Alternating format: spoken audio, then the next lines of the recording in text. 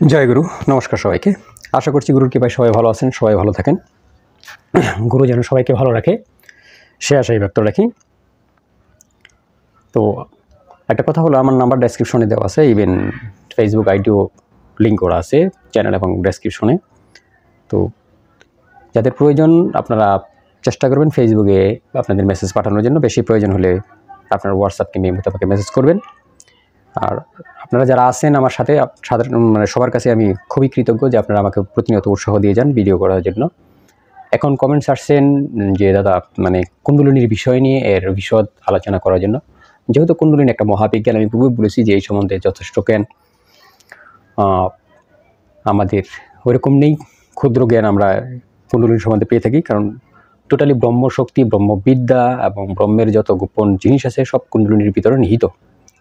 উৎপত্তি, লয়, স্থিতি সব কিছুই এখান থেকে ঘটে। সেই ক্ষেত্রে এটা আমাদের সাধারণ মানুষের বোঝা এত সম্ভব না। তবে কিছু সূত্র আছে, কিছু অঙ্ক আছে, কিছু সূত্র বা কিছু অঙ্ক থেকে আপনি বেশ কিছু জিনিস, আপনি পার্থিব হোক সেটা পরলৌকিক হোক, আপনি সেই সূত্র থেকে বেশ কিছু জিনিস আয়ত্ত করতে পারবেন, বুঝতে পারবেন। এবং সেই টেকনিকগুলো যদি আপনি কাজে লাগান তা আপনার জীবনে সেগুলো অনেক প্রভাব পড়বে, অনেক প্রভাব পড়বে।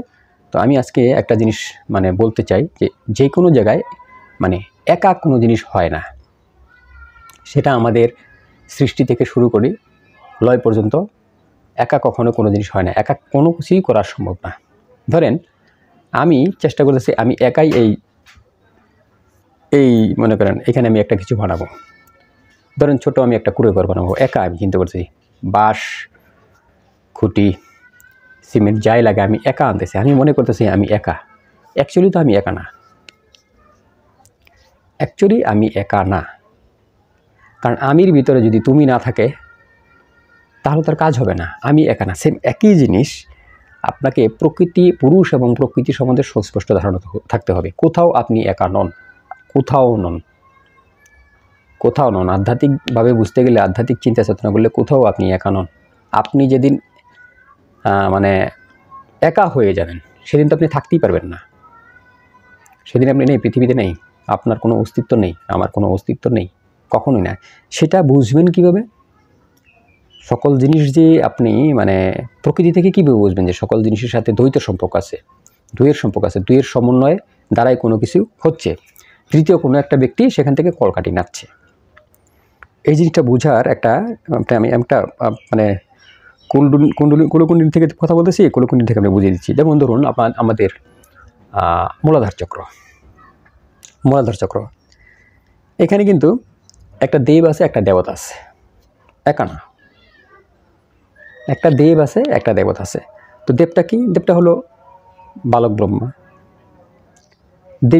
দেবী শক্তি কি? দেবী শক্তি মনে করেন ডাকিনী নামক শক্তি আছে। স্পষ্ট বোঝা গেল তাহলে তো একা এখানে কাজ করতেছে না, মূলাধার চক্র একা কাজ করতেছে না। তার সাথে আরও বেশ কিছু জিনিসপত্র আছে, আরও বেশ কিছু দেবদেবতা আছে, আরও বেশ কিছু বিষয় আছে। এখন এই দুইটা শক্তি মিলিত হয়ে তারা কিন্তু আবার একটা বীজে পরিণত হয়ে যায়। দুইটা একত্রিত হয়ে একটা জিনিস হয়ে যায়। দুইটা জিনিস একত্রিত করলে তো একটা জিনিস তৈরি হয়ে যায়। একটা জিনিস তৈরি হয়ে যায় না?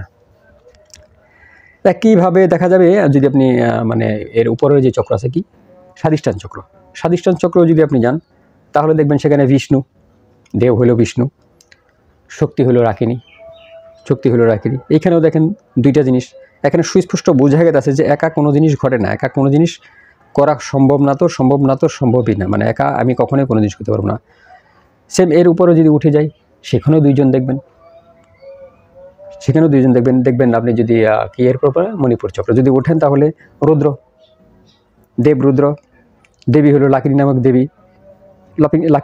এর উপরেও যদি আপনি ওঠেন তাহলে ওইখানেও আপনি দেখবেন এই একই রকম অবস্থা। ঠিক আছে? দেব হইল ঈশ্বর, দেবী হইল কাকিনী, একই অবস্থা। তো এরকম করে উপরে যখন উঠবেন দেখবেন যে সবই হলো আপনার দুই। তো ওইখান থেকে যদি আমি কুণ্ডলিনী একটু চর্চা করি তাহলে বোঝা গেছে যে আসলে এই খেলাই হয়েছে দুইয়ের তৃতীয় কোনো একটা অবস্থানে যাওয়ার জন্য। দুই নিয়ে খেলা করে তৃতীয় কোনো একটা অবস্থানে যাওয়ার জন্য। যেমন জীব আর পরম খেলে জীব আর পরম খেলে, তারা দুইজনেই খেলে, পরবর্তীতে একটা সময় যায় তাদের একটা জায়গায়, মানে তারা একটা জায়গায় যায় মিলন হয়। দ্যাট মিনস হলো যে দুইটা জিনিস নিয়ে খেলা করে তার মাঝখান থেকে, দুইটা জিনিস নিয়ে আমি সাধনা করে তার মাঝখান থেকে একটা রেজাল্ট বের করে আনা। তো এইরকমভাবে আপনি আমরা যখন এই প্রাণায়াম করি, দেখেন আমরা এদিক দিয়ে খেলি, এদিক দিয়ে খেলি, তারপর ওর মাঝখান দিয়ে যাই, তাই না? ইরা নারীর কাজ করি, পিঙ্গলা নারীর কাজ করি, তারপর মাঝখানে যখন খুলে যায় তখন আমরা আধ্যাত্মিক সাধনায় লীন হয়ে যায়, একটা জায়গায় চেষ্টা করি। তারপর দুইজনকে নিয়ে খেলাধুলা করে একটা জায়গায় যাওয়ার জন্য আমরা চেষ্টা করি।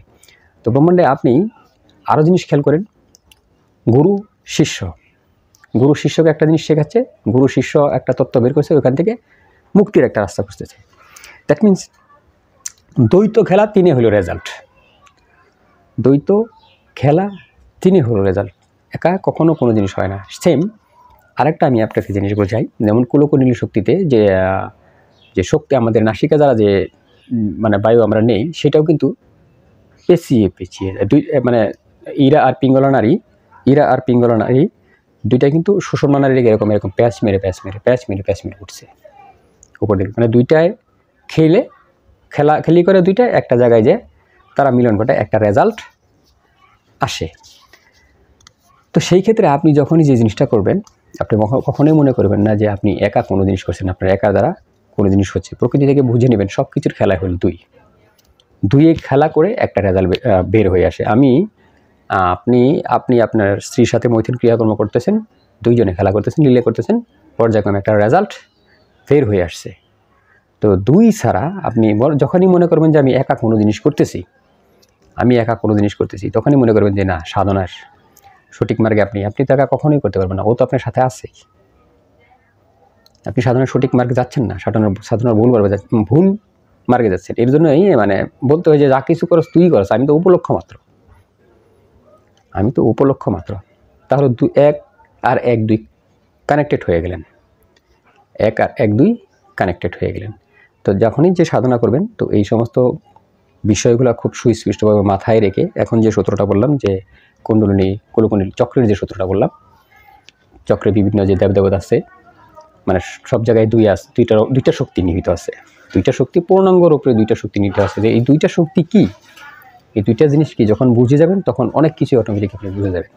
তো আজকে এই পর্যন্তই। জয় গুরু, নমস্কার সবাই।